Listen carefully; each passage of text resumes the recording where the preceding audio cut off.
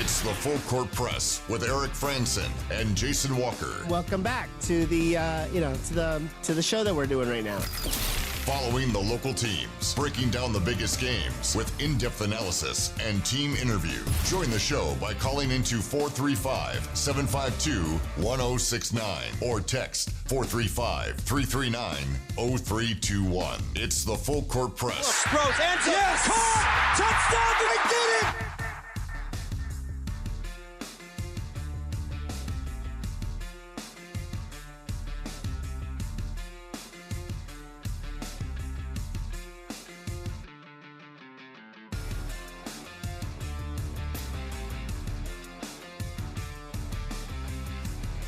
Good afternoon, everybody. Welcome on in. It's the Full Court Press, and I'm Eric Frandsen. He's Jason Walker.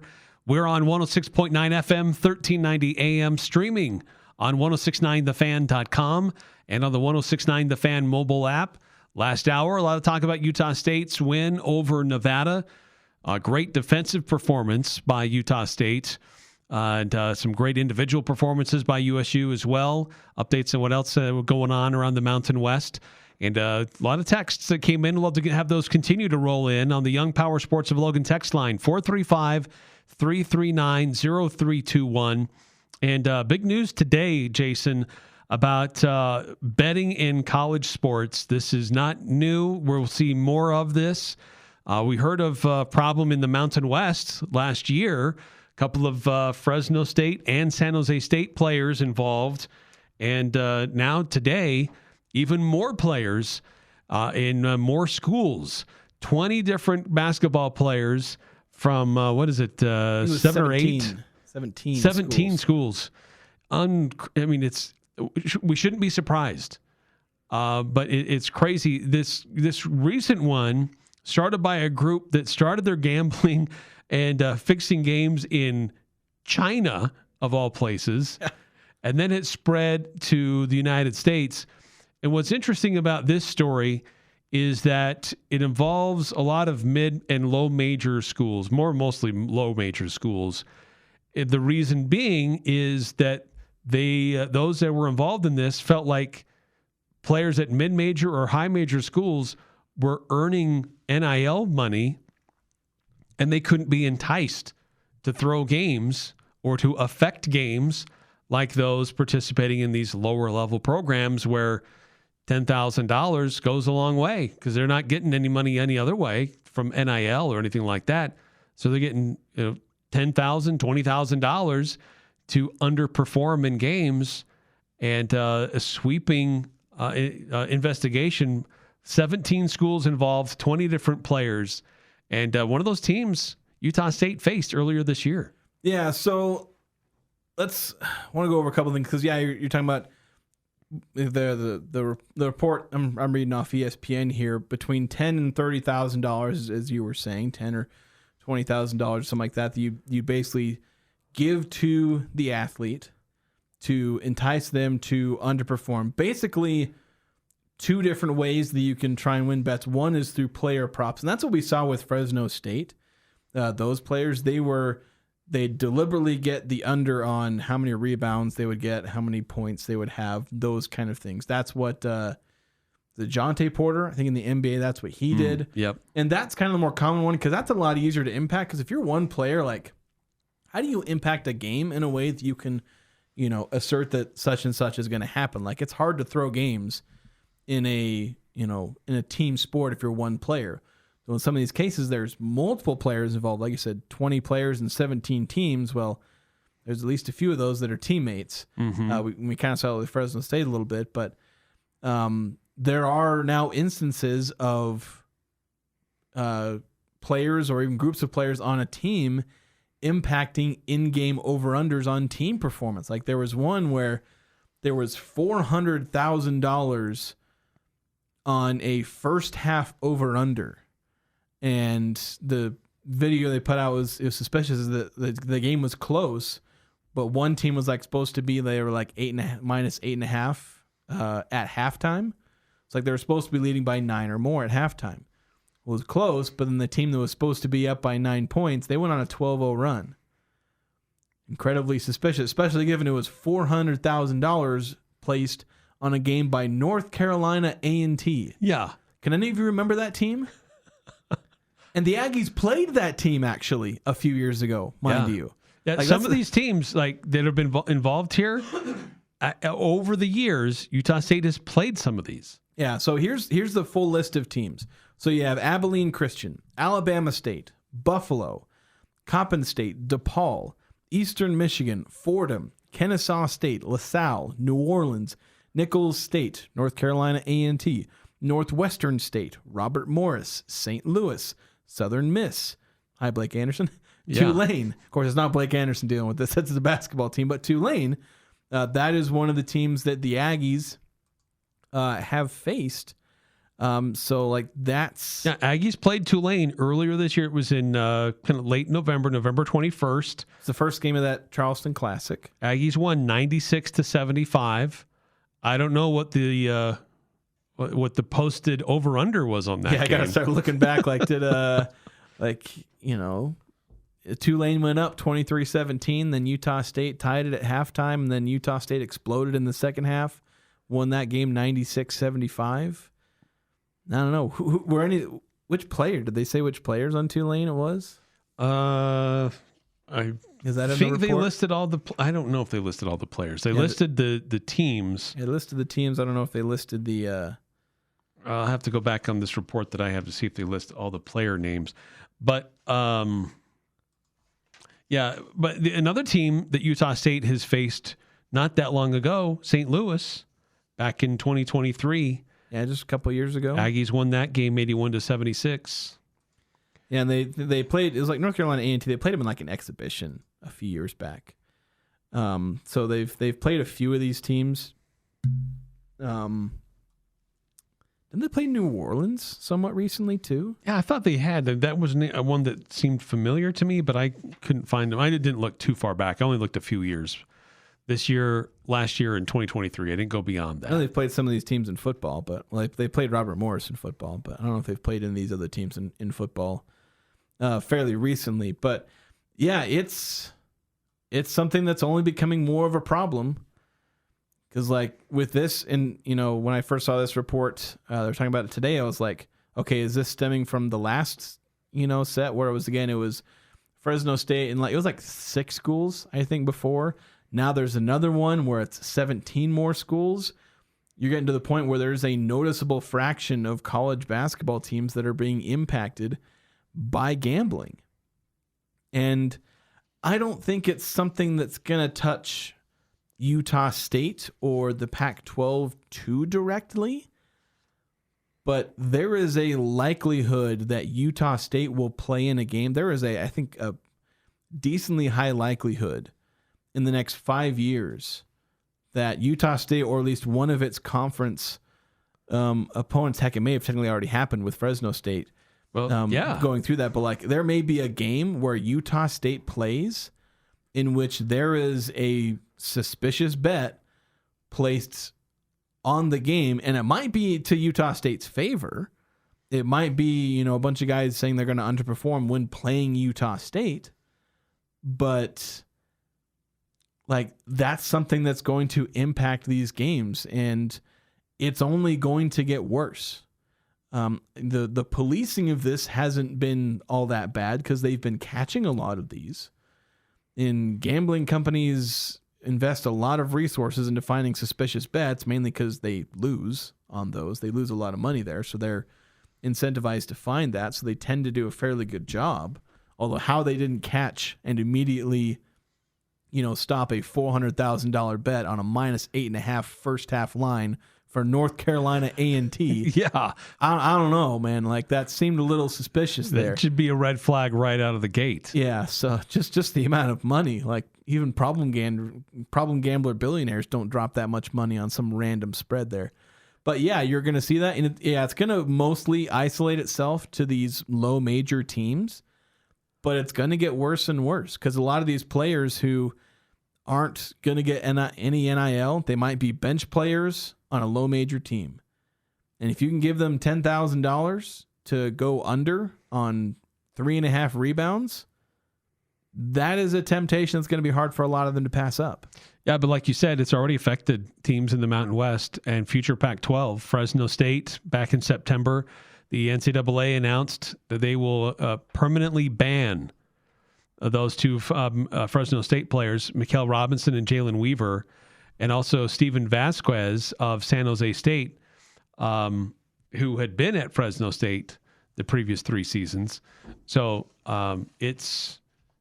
when that kind of money is involved, when it's that easy to be involved with placing bets, this will continue until the NCAA gets more teeth in this and tries to affect more changes in how this is governed and how this happens. Yeah.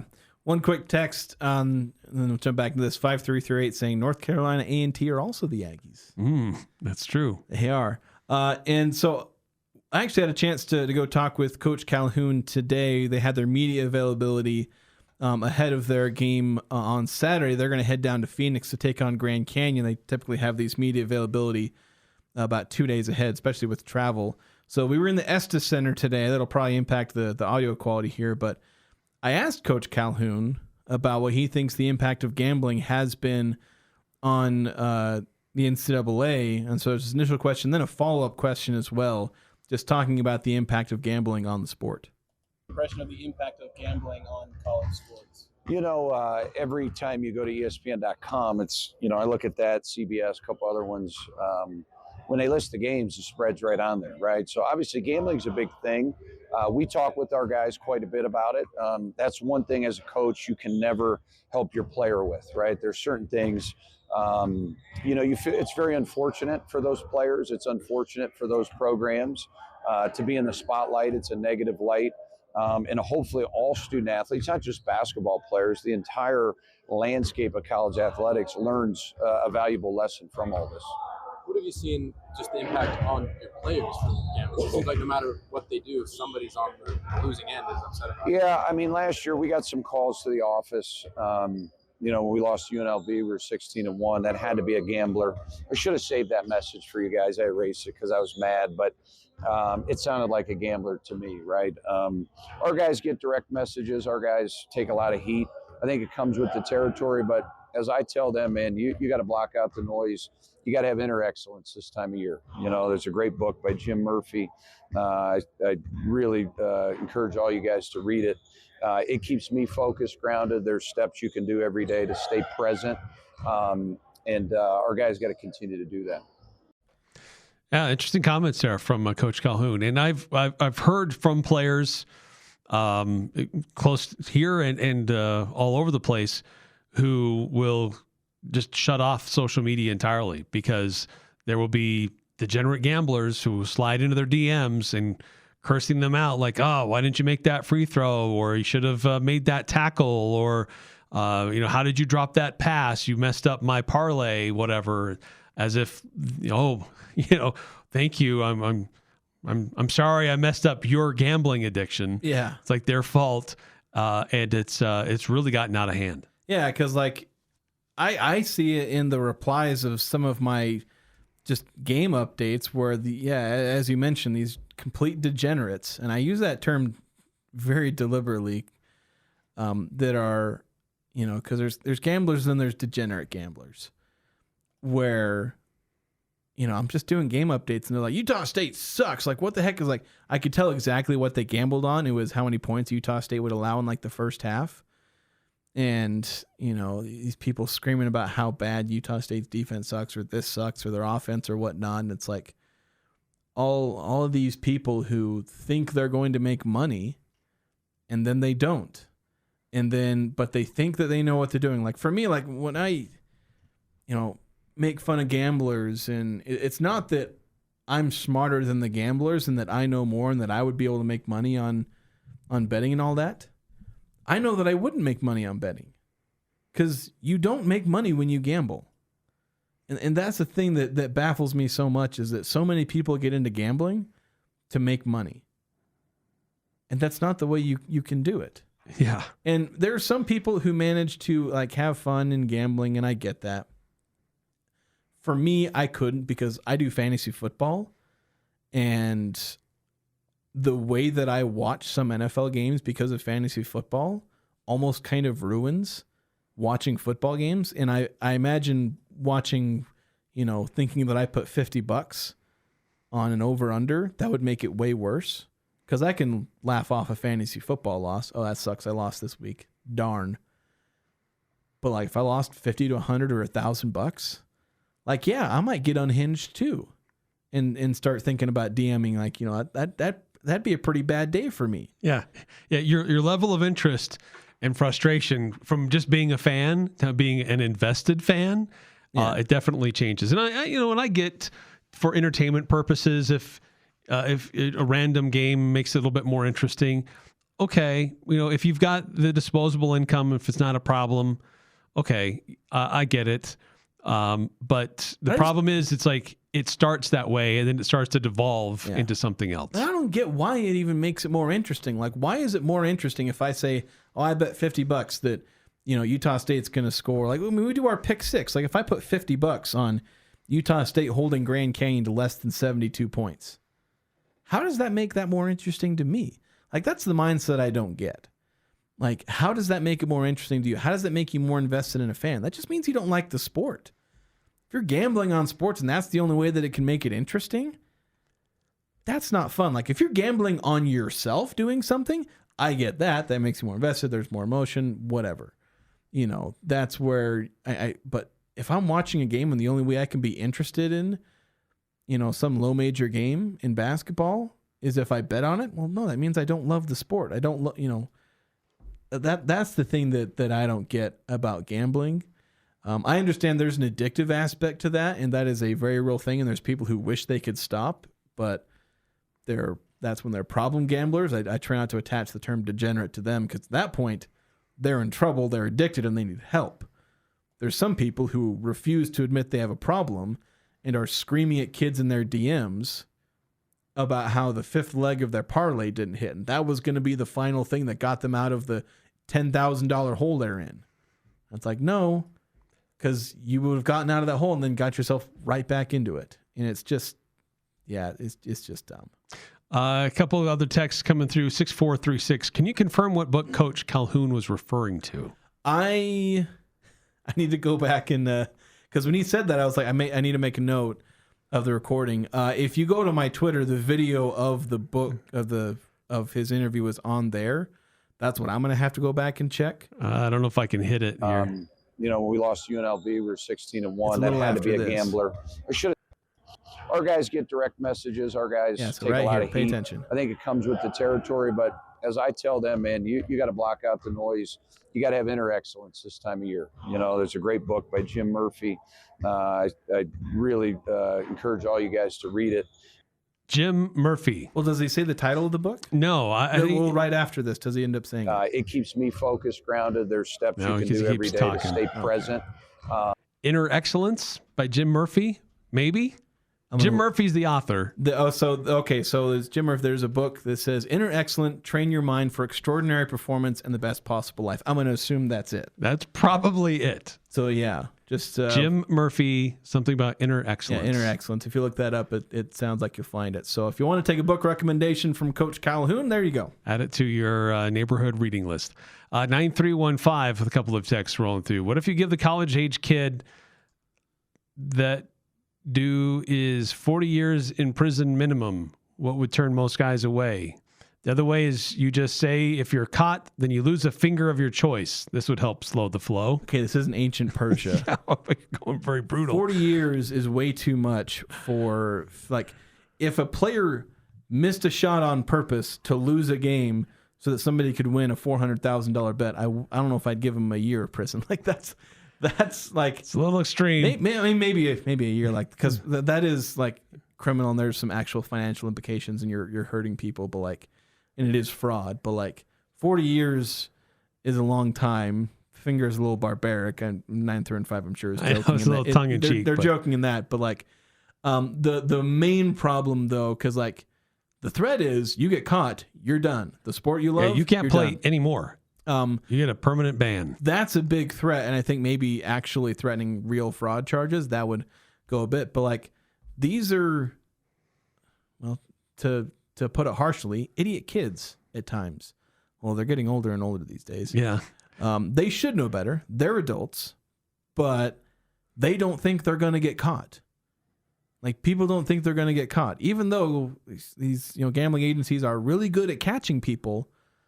And the FBI is in whatever organizations, I forget which government agency is specifically cracking down. I think it's the FBI, but they're cracking down on this and they're catching the people, but they don't think they're going to get caught. And there are some athletes who are still getting away with it. They didn't catch everybody. No.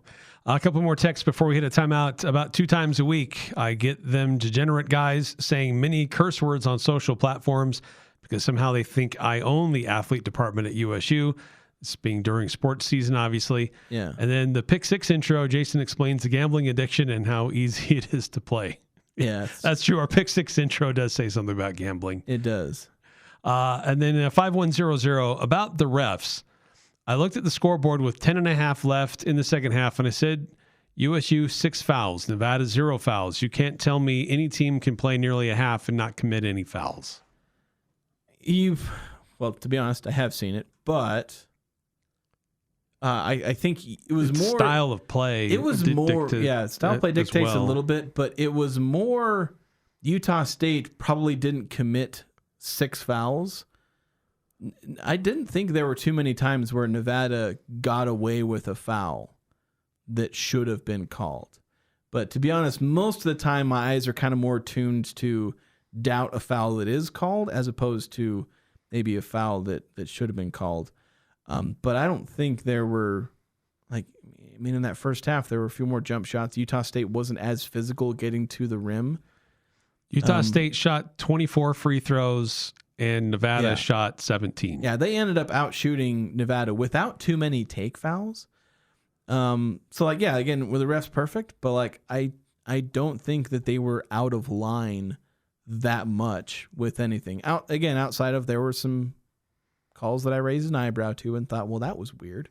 Drake Allen might get the worst whistle of anyone on this team, but for the most part, I thought they were fine.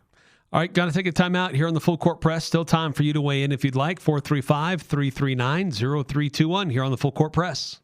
Adams Wealth Advisors tailors your future with expert in-house help. You need a CPA? No problem. Legal help? They can do that. And of course, certified financial planners with years of experience watching over every move. This is Craig Adams. At Adams Wealth Advisors, we are here to help you receive peace of mind whether you've done a lot of planning or a little planning. Count on our team at Adams Wealth Advisors for honesty, professionalism, and integrity. Visit AdamsWealthAdvisors.com or call 752-1702 to schedule a time with an advisor today. Who do you turn to if you want to change out your wood or pellet stove? Advanced Fireplace and Stove. They were voted the gold medalist for Best of Northern Utah for the 5th year in a row in the fireplace retrofit category. Be ready when the government's next wood and pellet replacement incentives pop up. Advanced Fireplace can help you navigate the paperwork. For more information, call Advanced Fireplace and Stove, 752-7272. Online at advancedfireplaceandstove.com. Copiers, printers, service, and supplies are just the beginning. Les Olson IT is the premier source for your business's structured cabling, IT, software, telephones, and security systems. We partner with you to find the ideal solution to all of your office technology needs. Tell us your goals and we'll get you there. Find out more at lesolson.com. Les Olson IT. Winter is the perfect time for venom testing. The Allergy Clinic will help you be prepared to enjoy the great outdoors this spring and summers. Located in the Three Peaks Medical Plaza in North Logan and Providence on Gateway Drive, the Allergy Clinic offers aggressive testing and treatment to life-threatening stings from honeybees, yellow jackets, white-faced hornets, yellow hornets, and wasps. Cache Valley Allergy is a full-time allergy clinic. Most insurance accepted. Call 753-7880. That's 753-7880 for allergy testing today. Following the local teams, it's the Full Court Press with Eric Frandsen and Jason Walker.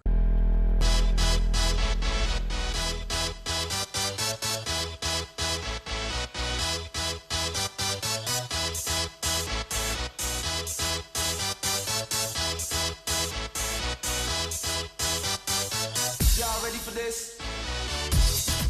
Right now, Young Power Sports Logan has a massive selection of snowmobiles.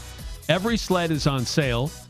Mountain, trail, crossover, new, non-current inventory. It's all priced to move. Young Power Sports Logan, get out and ride. 435-339-0321. That's our Young Power Sports of Logan text line. 5100 saying, should have listened to Aggie Call. Apparently it was a topic on Aggie Call with the referees. I didn't listen. I know Stockton, ask the guys. Stockton wasn't happy about it. If I remember right. I think he said something on social media. I don't know. I tend to be a little more calm about the refs. Part of that comes from having been a ref. I know 8968 had a text a while back about sometimes a lack of good refs because it's a hard job and people aren't very nice to refs. That's part of why I try to be nicer to referees, while acknowledging that they aren't perfect. I talk about how high school refs, a lot of times, they're not very good. And part of that comes from when I look back at my own high school refereeing, I was not a good referee. I refereed JV and sophomore games because, well, I was new. And being a new referee, I wasn't very good. And you don't get that much better when you make the jump to varsity. So a lot of these guys, they're not good. They're also getting verbally abused by everyone around them.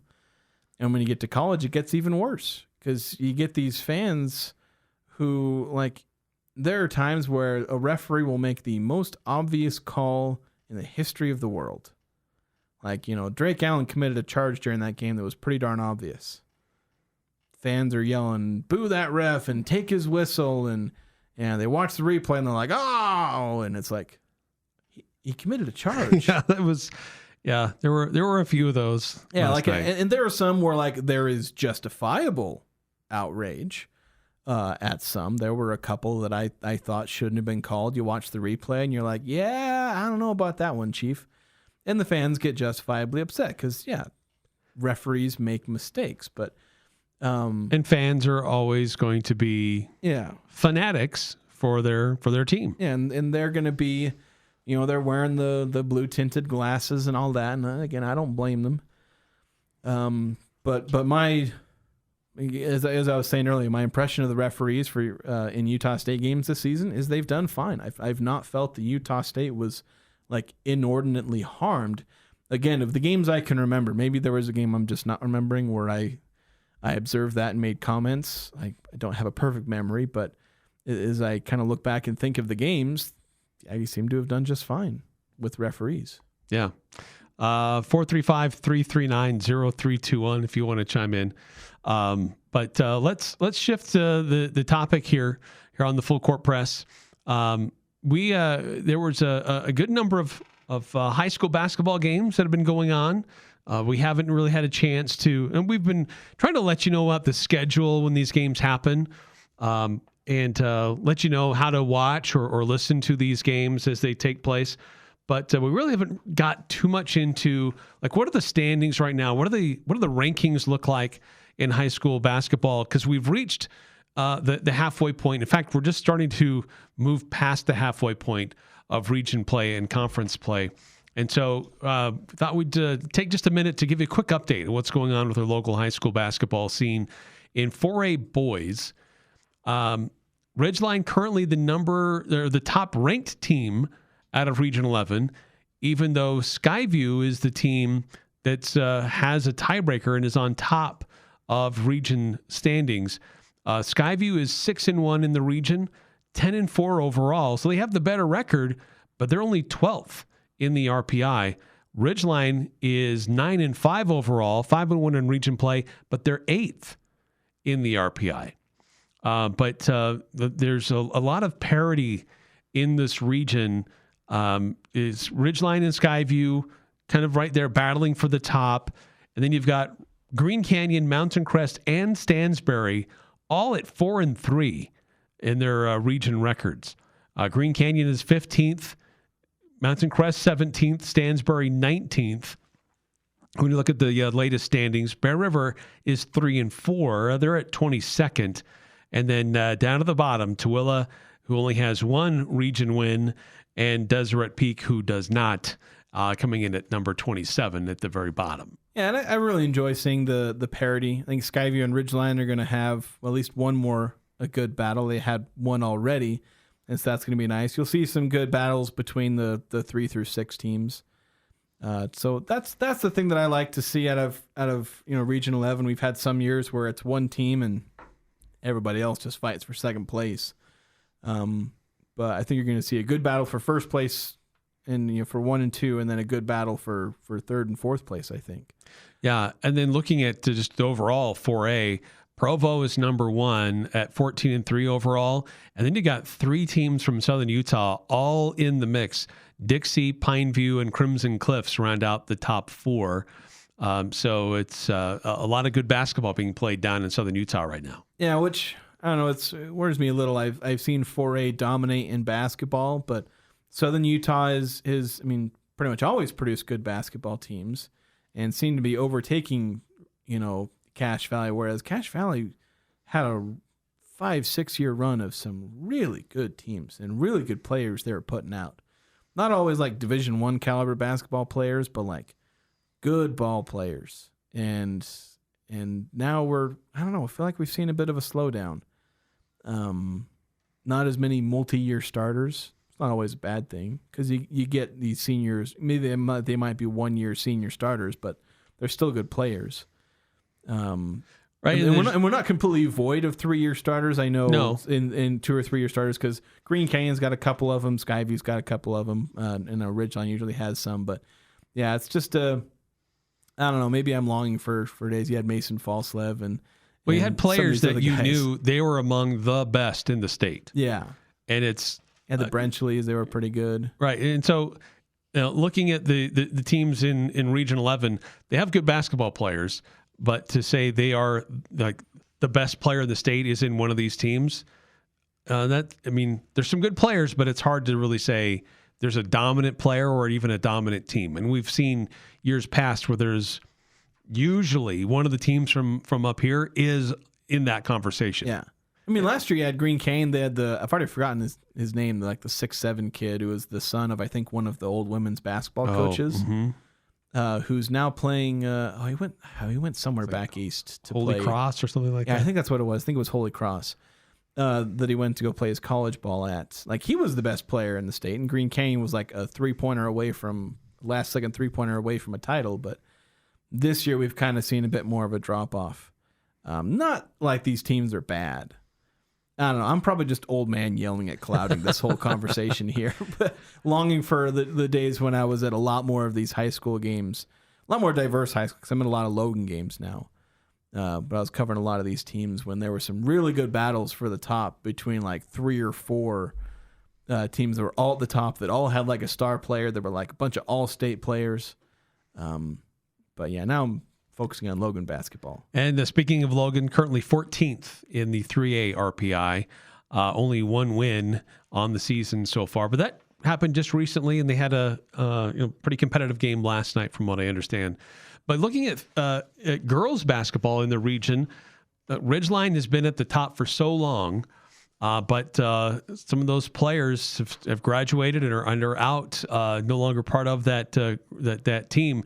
In fact, Ridgeline, they're 4-3 in region play.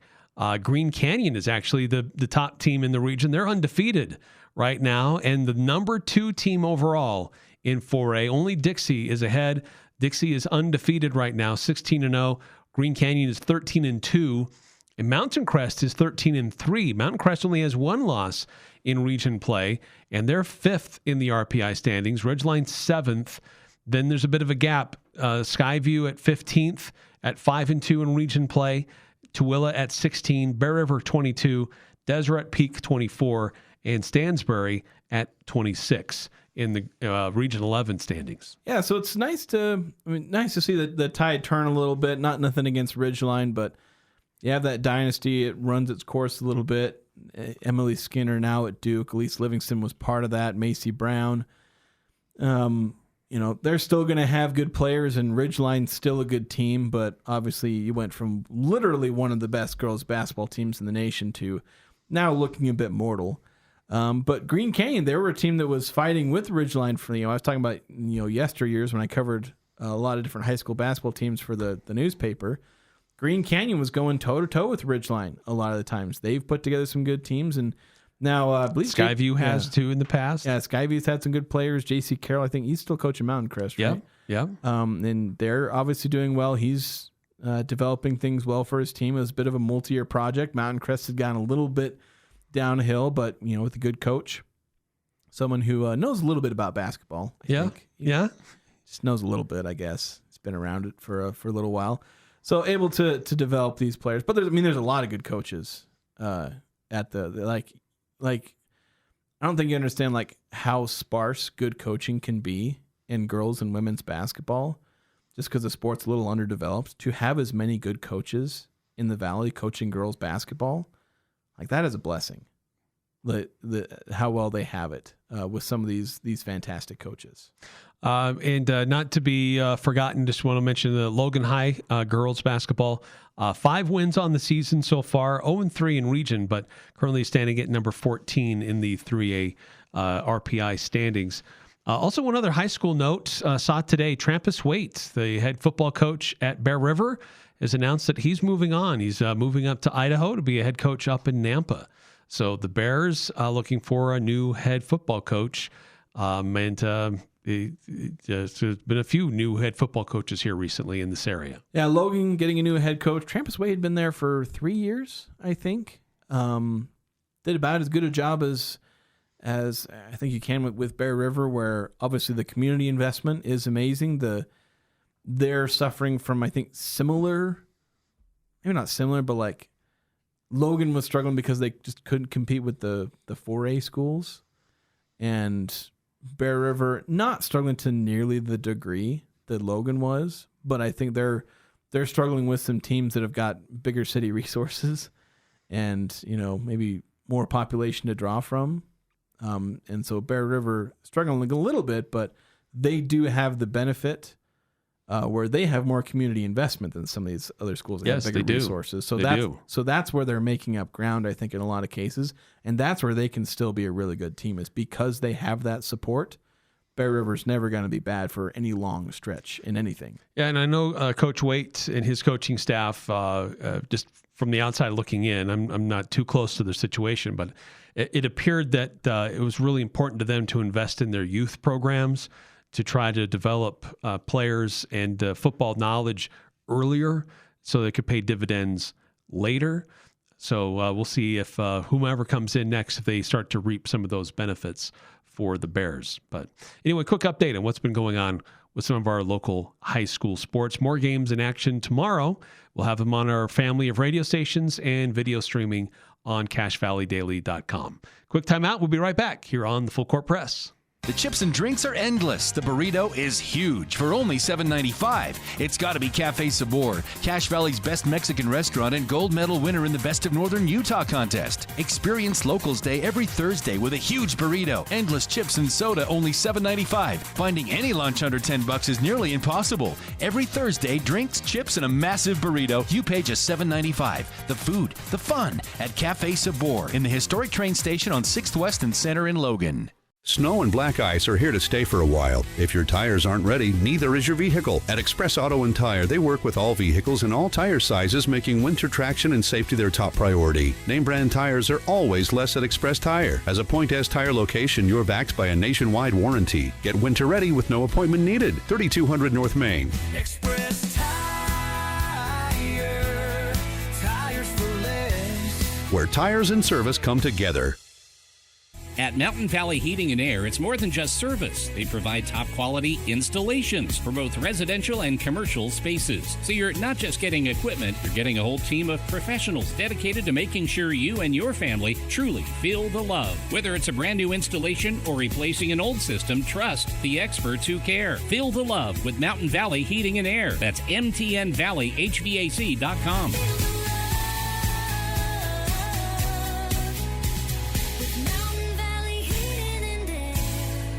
Over the past few years, strong and crazy weather patterns have battered various parts of the country. Northern Utah and southern Idaho are not immune from its share of wild weather. Be prepared for power outages with a Generac backup generator from Golden Spike Electric. They are your local source for Generac sales and service. Generac keeps you in control when bad weather strikes. Golden Spike Electric, powering your peace of mind. Online at gsegenerators.com or call 257-3016. They also service other models. The Aggies are #1 here. The Full Court Press. Connect with us on Facebook, Twitter, and online at 1069thefan.com.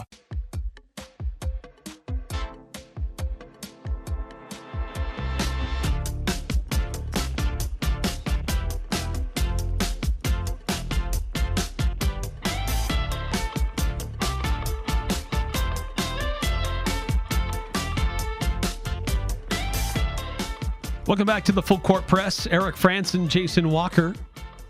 106.9 FM, 1390 AM. Streaming on 1069thefan.com and the 1069 The Fan mobile app. And Mountain West Conference odds. We've been talking about betting a lot this hour. Speaking of odds, Utah State men's basketball, the odds-on favorite to win the Mountain West Conference. Yeah, by quite a ways, to be honest, at this point. Like, you look at Ken Palm's record projections for conference play, the Aggies projected to go 17-3 in conference play. Mind you, they are favored, I believe, according to Ken Palm's metric, to win every single game. It's just with the way the odds to win each of those games work, Ken Palm is saying they're guessing at least 3 of those will be losses because, they're favored by 1 at New Mexico, at Colorado State, it's a 68% chance to win. At San Diego State, it's a 53% chance to win. So while they are favored in every single game, and like everything you look at, any of these computer predictions, they're all going to have the Aggies favored in every single game the rest of the way. Maybe a loss, projected loss to New Mexico or San Diego State or San Diego State.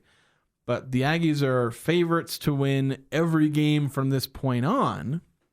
And we'll see if that continues. But they are probably still going to pick up some losses. But, so you look at Ken Palm, where the Aggies are projected to go 17-3. San Diego State, who has the second highest projected record at 15-5. So 2 full games behind Utah State. There's potentially if those projections kind of play out, there is a world in which Utah State could go into its season finale against New Mexico and not have it matter whether or not they win or lose. Oh, wow. Like, that's kind of how absurd it is. Not that they would, lay down and be okay to lose that game, but like, if the Aggies continue on this kind of trend, that's what they'd be looking at. I don't think that's going to happen. I think they're going to, at some point, hit a rough patch where they're going to lose a couple games in a relatively quick sequence. They have to play, San Diego State and New Mexico and then at Wyoming in a quick span. Like, there's a possibility of them losing 1 or 2 games in that stretch. But still, Utah State is kind of playing like far and away the best team.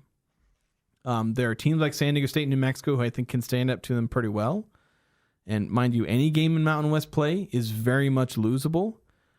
But with how well the Aggies have played, the analytics are showing that Utah State has a really solid chance to win the conference. ESPN's Basketball Power Index gives the Aggies an almost 88% chance to win the conference, which is absurd for this time in the season. Yeah, it's like there's still a lot of basketball to be played. Like 88% chance is something you see when there's like 3 games left to play and you've got a 1 or 2 game lead. Yeah, we've got more than a month and a half of basketball still. Yeah, so that's something that's pretty impressive for the Aggies. We'll see where that holds after every single one of these games, because every single one of these is a chance to lose. Every single time they go out there, there's a chance they have a stinker of a game.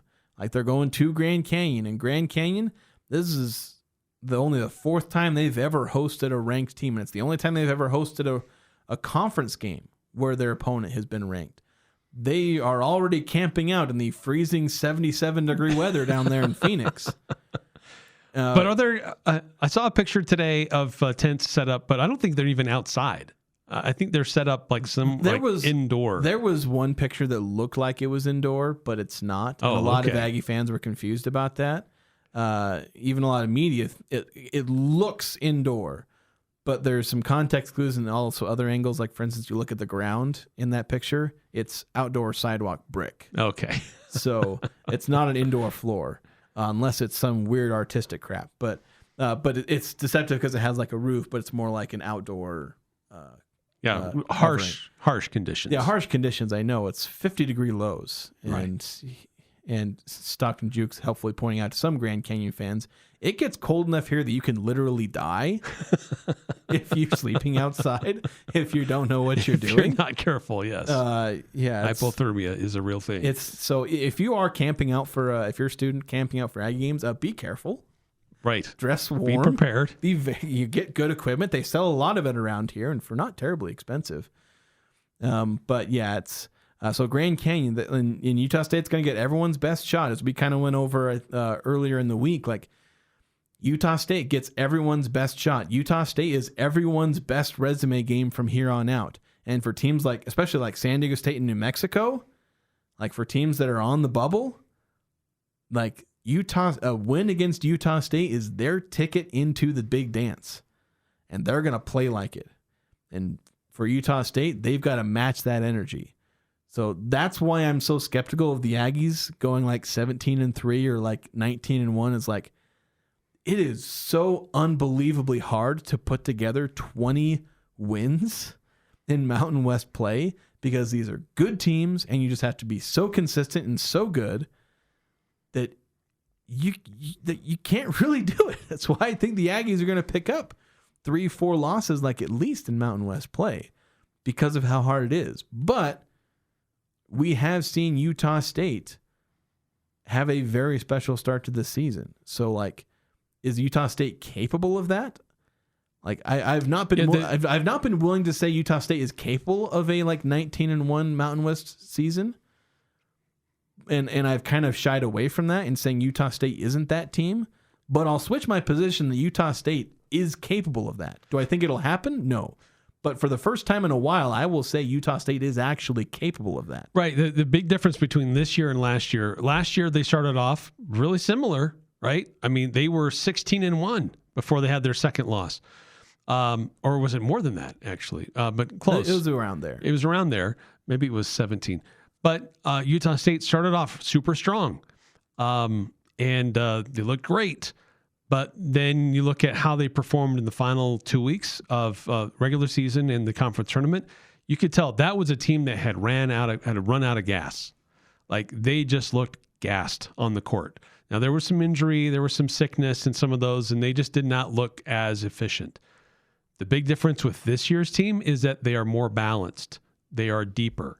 They aren't asking some of those guys to play as hard for extended minutes like they did last year. So there's some signs this year's team is better than last year's, that Coach Calhoun and his staff have learned some lessons from last year, so that when we get into late February and early March, that they do have more gas in the tank. But it's still, it's only mid-January. There's still a lot of basketball. There's a lot that can still happen. There's a lot of games where Utah State's not going to be playing at its best, but we've seen them play at such a high level against some of these teams that it is encouraging how well Utah State's played. But there are a lot of obstacles left for them to clear. Yeah, Utah State didn't do to teams last year what they're doing to teams this year. Yeah, and I've pointed out a lot of teams, like they've won games by margins we've not seen them do for a long time, if ever. And that's the difference. Quick time out here in the Full Court Press. When we come back, pick 6. The 6 things we think will happen this weekend. No, not what we think.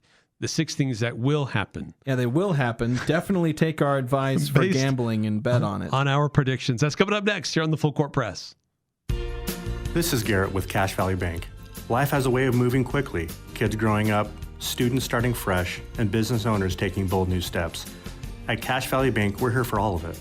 Whether you're opening your first account, growing your business, saving for the future, or planning what comes next, we're proud to be your trusted financial partner right here at home. Cache Valley Bank. Real relationships, real solutions for every stage of life. Member FDIC.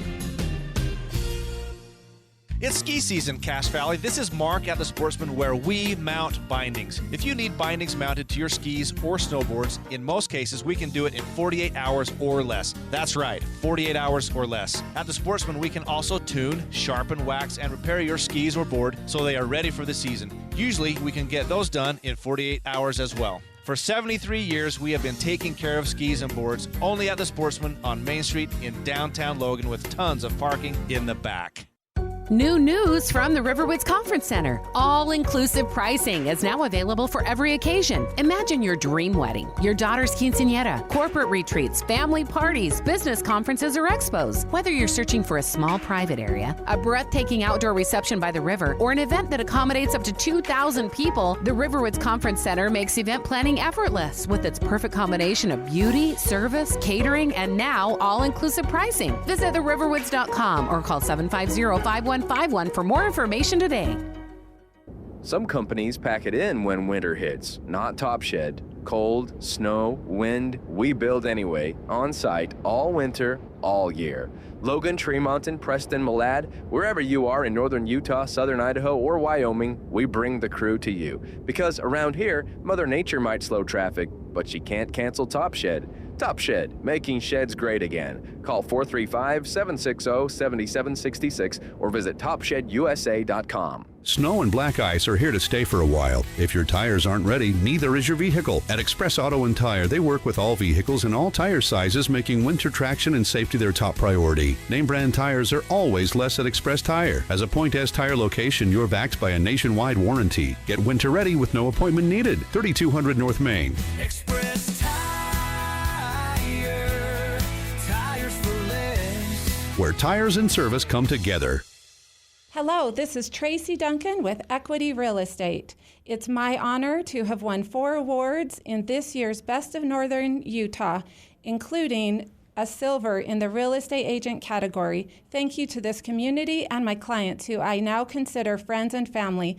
Tracy Duncan, your realtor for life. Interviews, analysis, and a little bit of fun mixed in. The Full Court Press on Sports Talk Radio, 106.9 FM, 1390 AM. The Fan.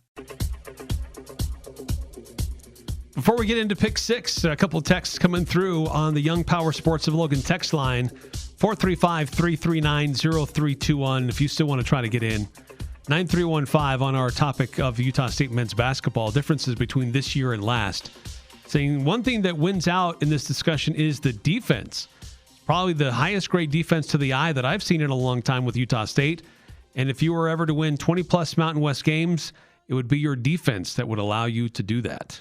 Yeah, and that's the biggest reason why I'm willing to say the Aggies are capable of like an 18 or 19 win conference slate.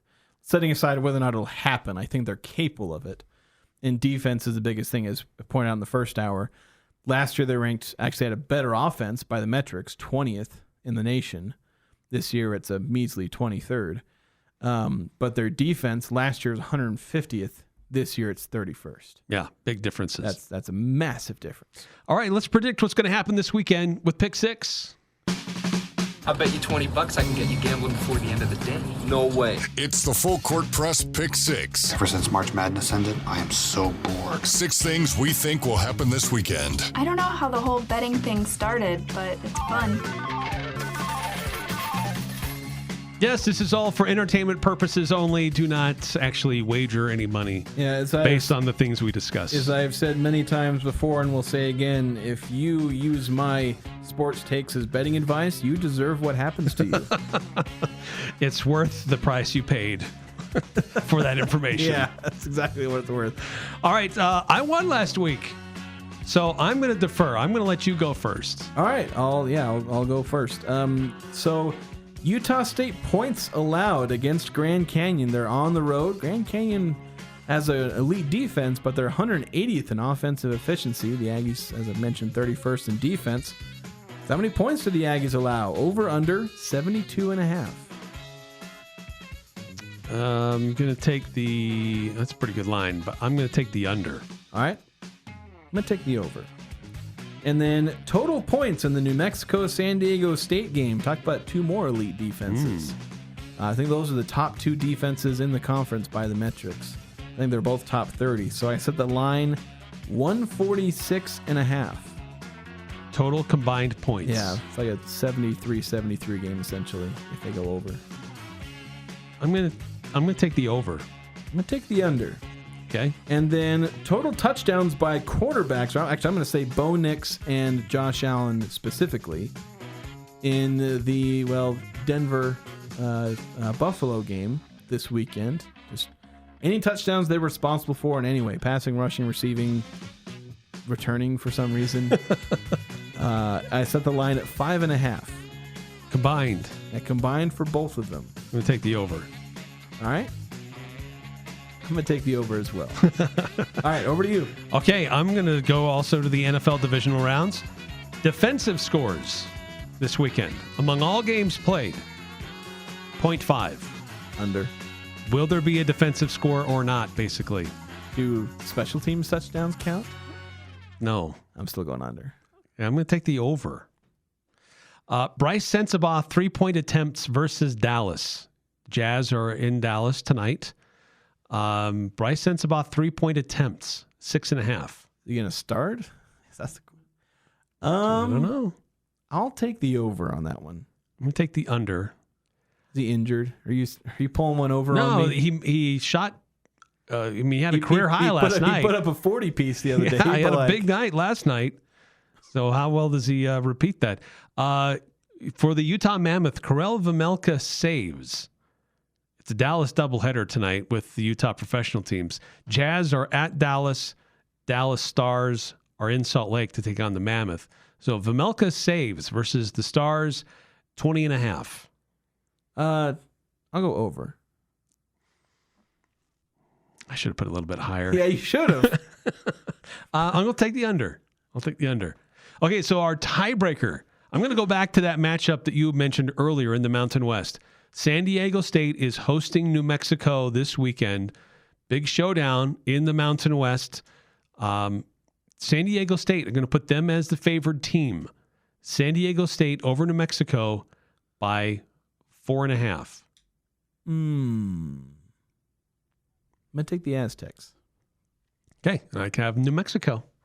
I'm forced to take New Mexico. Yes. I have no choice. You do not have any choice. That's going to be a good game. Like, that's the game to watch out for. I'll be covering the Aggies in the afternoon, but then I'm going to go home and, well, of course, that game's not until late, isn't it? Yeah, it's an evening game. Pulling it up right now.